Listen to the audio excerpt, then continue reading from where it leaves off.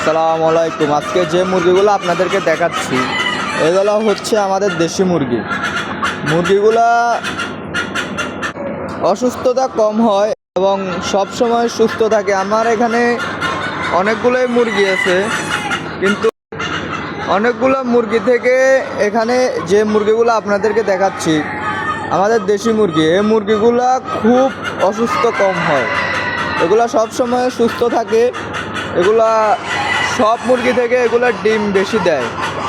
মুরগিগুলা দেখতেও অনেক ভালো, কিন্তু মুরগিগুলা রোগ বালাই কম হবে।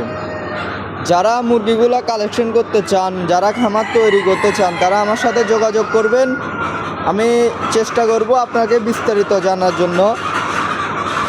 এবং কি যারা মুরগি কালেকশন নিতে চান আমার থেকে, অবশ্যই আমার কমেন্ট বক্সে মেসেজ করবেন।